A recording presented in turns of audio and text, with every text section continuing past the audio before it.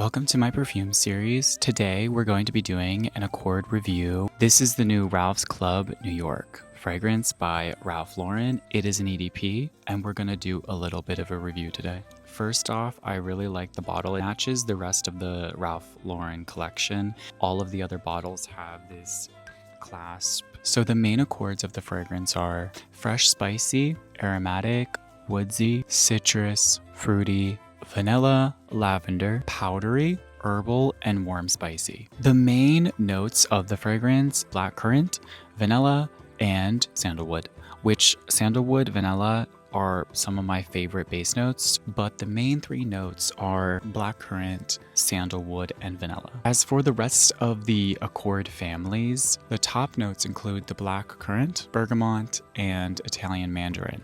So it kind of curates a nice fresh top note that is a little bit sweet, but still citrusy. The middle notes are geranium, lavender, and sandalwood, and I can definitely see how that is possible because the lavender is going to make the sandalwood a little bit lighter because sandalwood is not a base note. I was kind of surprised when I saw that sandalwood was actually not a base note, but it's actually the middle note. So it's not going to be as like woodsy and fresh woodsy as you might think. It's not going to be as powerful. It's not going to be as overwhelming. And then as the base note, we have the bourbon vanilla, we have the fir, and we have the oak moss. Now what's interesting about the fir and the oak moss together with the vanilla is what that's telling me is they're trying to curate a more nighttime, softer, kind of maybe slightly powdery since it was an accord. The oak moss, think of any type of moss or any type of light note that is more of I like to call them texturizing notes, because moss is kind of like wool, where it's in the similar category as like an amber or an oud, where it's a sense of warmth, but there is an actual scent to moss. Moss is a little bit more green. It's going to be a little bit of a controlling factor to the silage and how it distributes in the air. I'm expecting is something along those lines, something that's going to be closer to the body, not as powerful, probably not as powerful and not as overwhelming as you might think from seeing sandalwood and vanilla. I don't think the vanilla is going to come through sandy. I don't think it's going to come through sweet. Yes, I think that vanilla is going to act like an amber or an oud in a sense that it's going to kind of stick it to the body, if that makes sense. It makes sense to me. I'll come back to what people are saying after we've spritzed and smelled it. Now let's try it. Okay, so I'm just going to take you on the journey of smelling a fragrance. So for the first few seconds, you're going to get a more alcoholic smell. You got to let that burn off a little bit. You can start to smell it after about like 10 seconds, but just keep in mind that that top note probably hasn't developed completely off the bat. Coming back to our top notes, the blackcurrant is there. It's mainly blackcurrant. I can see how the bergamot could be there, and the Italian mandarin. I'm not really sensing a lot of Italian mandarin, but actually I take that back. I can sense the blackcurrant is all the way through the entire fragrance. It's kind of like dropped down. I can sense that like it's the through line. The Italian mandarin, it's more so the greener aspect of an orange. The top note I really like a lot.